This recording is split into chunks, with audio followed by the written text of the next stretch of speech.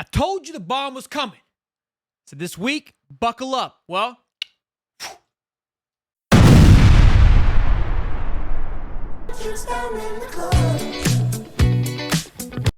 bang, bang. I mean, we're talking one after another today. We got to talk about it. So sit back, relax, smash the like button. Welcome back to the channel. If you're not subscribed, a lot of you guys are watching but not subscribing. Let's get on to 14,000 subs. Hammer it home. We need 300 more. Let's get there. Well, welcome back. We're going to ask for your comments about all these moves later on. Still have some more moves to go. We got some more visits happening this weekend. This is just the begin of the rush like I intended that it would be. But first order of business, safety John Slaughter has committed, formerly from Tennessee, now at Boulder, Colorado. Let's talk about what John Slaughter brings to the table. Well, you can see here on his PFF ratings and his sophomore year last year at Tennessee, phenomenal improvement from the year prior with an 84.4 coverage grade last year, which was obviously his best performance out of all things. Defensive grade 6.5, run defense 48.9. 6'2", great size, 195 in that sophomore class. Didn't get too many snaps last year. I think played about 50 total, just over under 54 total snaps. Was behind the likes of Will Brooks, who ranked 134th in safety, so big-time player for Tennessee there. Had a phenomenal year. Will Brooks did alongside Jacoby Thomas. So a lot of good talent that he was sitting behind. But again, he was tied with somebody else with the most snaps outside of those two guys, clearly the starters there.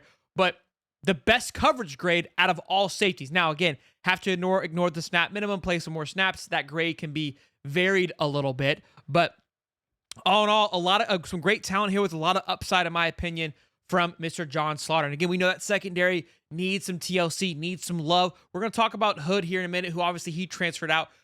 He's looking currently like it looks like Miami is set to host him. And the reason I mentioned that is two teams that Buffs have lost some players to. Virginia, we heard about that drama. Miami has been actively poaching and tampering. They are just spinning fire at all players right now, trying to convince them to go over to there. They're losing guys, moving guys all around. They're doing a lot of work right now. So when I saw that he was connected, I started to think maybe there was a little more of a bag associated with that, more so than not. Again, I'm assuming. You never want to assume, but if the shoe fits, you know what I'm saying? Next up, we got Luke Whittington. I don't know. Sounds good. Long snapper from Florida Atlantic, 6'4", 225. I mean, how fired up can you get about a long snapper? Long snappers, they're people too, okay? I love a good long snapper. When you know you got a good long snapper is check on punts. If he's down there in front of the kicker waiting to just level his ass, you got yourself a good long snapper, okay? That's what you're looking for when you get yourself a nice, good long snapper. Look, these are pieces that aren't exciting. They're not flashy, but they're needed, okay? And I think we were at 68 scholarships. So now we're looking at 70. Still got some ways to go. Meaning, like I said, more players to come. Here's where we get a little bit juicy here. Love this pickup here. When you take a look at his data from last year, 909 yards. Mr. Decolon Taylor, Track Hawk is his nickname. 909 yards with 9 touchdowns. He had 22 catches for 163 yards with returning 19 punts for 286 yards and 1 touchdown. 2-time all-conference punt returner, 2-time all-conference kick returner, first-team all-conference running back, all-academic team. This kid's an absolute dog. Grinder. Running backs, I say this all the time, running backs are a dime a dozen. When you can find somebody that has the size, the attributes, and he's been grinding. He has been doing everything that he can to get this moment, okay? To get this opportunity. From Incarcinate Word is the school. Never heard of it. That doesn't matter. Some of these guys just need a chance. He's been dealing with the grit. He's had to grind his way through this. You want a little bit of just a little chip on the shoulder when you get your running back. So, love this pickup here. Again, with Marshall Faulk in the mix, clearly he sees something he likes. And I think Dalen Hayden had a phenomenal spring game, so you're adding to that fire. Great pickup. Can you say replace Isaiah? Possibly. Similar in size.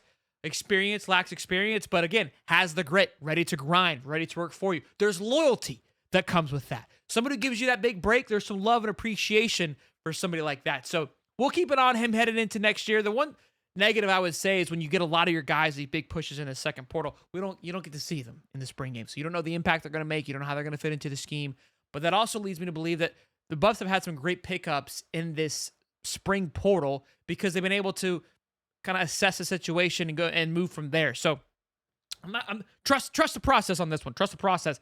Then we move into the big boy, Larry Johnson III, 6'7", 350 pounds, played right tackle in 15 games over the last 2 seasons, and was working with the Vols' first-team offense in this past spring, was a former top JUCO recruit. What does that tell you? Played 15 games over the last 2 seasons, a lot of experience under his belt coming from JUCO, which you love to hear, and then again, was practicing with the Vols' first-team offense. And again, we take a look at his PFF grades. Again, he's lined up, had to put into the minimum snaps, had 133 snaps going back to last year, was a 45.8 in his freshman year. He is a redshirt sophomore, okay, so he had some eligibility left. 58.3 offensive grade, 68.3 in pass block grade. So you got to wonder if they're trying to bring him in for more passing plays. 54.3 on run block. Obviously, you're going to need a little bit of TLC. There's no question there. Played behind Trevor Duncan and Jesse Perry and Dane Davis, it looks like, but sat roughly comparable to those guys on Tennessee who were having grades of 77.6 and 71.6. Phenomenal grades for those tackles on that Tennessee team. He was, again, finding his opportunity to get it done, and you heard him practicing with first team. So a lot of potential here. Really excited what you're going to get out of him. Again, great size, 6'7", 348, was the second biggest guy on Tennessee's team. So bringing in a lot of size, great SEC experience coming on over to the Big 12. And again, great pass block experience already. Great pass block grade, which last year we know they were more pass heavy. I'd assume they're going to move more to probably more of a 50-50. It felt like it was an 80-20, 70-30 at times. I'm thinking maybe 60-40, 50-50 headed into this season in regards to how the play calling is going to go, whether it's offense or pass versus run. So love this addition. Great day for the Buffs on who they were able to go and get. Safety, much needed. Trench depth, much needed. Long snapper, you can never have too many of those, I think. So, and then running back, which we know you need depth back there. So all in all, a very healthy, productive day on adding some talent onto this team. A few big fish out there that I want to see if the Buffs are able to pull in some more linebacker, more defensive line play as well. So look, plenty of guys visiting this weekend. We'll keep an eye on it. I told you things are going to be moving around here. So let me know how you feel about these commits. Who do you like the most? Who are you most excited to see out of just these 4? Love to hear from you. As always, smash the like button, subscribe, and until next time, baby.